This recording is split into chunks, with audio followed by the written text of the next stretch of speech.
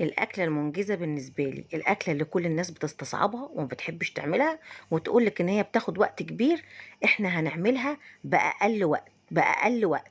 الكشري في حلة واحدة، كله في حلة واحدة، وكمان هنعمل الشطة الزيت والدقة، وكل ده مش هتكملي ساعة زمن في كل اللي هتعمليه. تعالوا نشوف. أول حاجة بجيب طاسة وأحط فيها شوية زيت كتير شوية، عشان الزيت ده هنستخدمه في كل حاجة. وبتعملي فيه البصل مقطعاه جوانح زي ما انتم شايفين، وحاطه له ملح بس، مش حاطه له نشا ولا أي حاجة.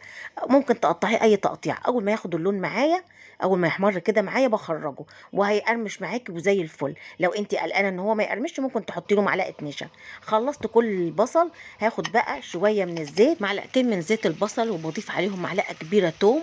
واول ما تاخد لون خفيف كده معايا، لون اصفر، بحط شويه من البصل اللي انا عاملاه، كسرته كده وبحطه اهو زي ما انتم شايفين. بيعمل طعم حلو قوي للصلصه. اقلبهم كام تقليبه كده، وبنزل عليهم بشفشق طماطم كبير، يعني ضرباه في الخلاط، شفشق خلاط كامل يعني. وبعدين وحسب ما انت تحبي ممكن تزودي الصلصه براحتك. بعدين بتبلها، معلقه كمون، معلقه كزبره، كل دي معالق صغيره جدا، وملح حسب ما تاخد معاكي، ومعلقه سكر عشان حموضه الطماطم. وبتقلبي كله، وبعدين ايه، تسيبيها بقى تتسبك براحتها. بس باجي بقى بعمل الكشري، بجيب حله كبيره، حله المونيا كبيره عشان تكفي كل الاضافات.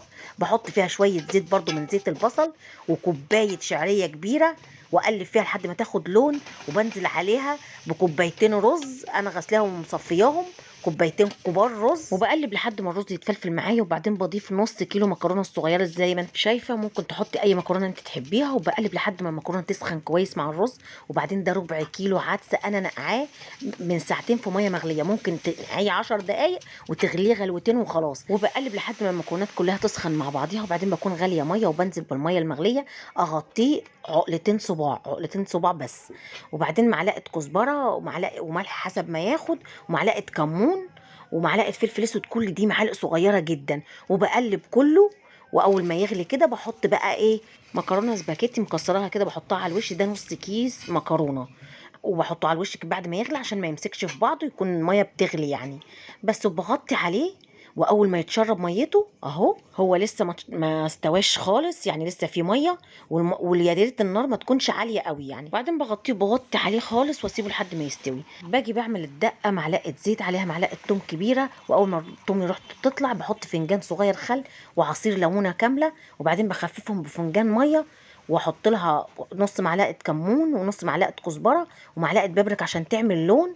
كل دي معالق برضو صغيره. واول ما تغلي خلاص كده الدقه خلصت. باجي بقى بعمل الشطه، برضو معلقه زيت من اللي انا عامله فيه البصل، ومعلقه شطه كبيره. اول ما تغلي كده طبعا هتفضلي تكحي عشان خاطر الشطه حاميه. بس كده. وبعدين بتحطي مغرفه صلصه وبتخفي فيها بفنجان ميه برضو. اول ما تغلي كده الشطه الزيت خلصت، شايفين شكلها زي بره بالظبط. هي دي طريقه الشطه الزيت، تحفه جدا وحاميه جدا. ودي الدقه اهو. وخلاص كده هيكون بقى الكشري جاهز خالص كله. بصي، عملتي كشري في ساعة زمن، فعلا ما كملتش ساعة زمن، ما كملتش فعلا الساعة.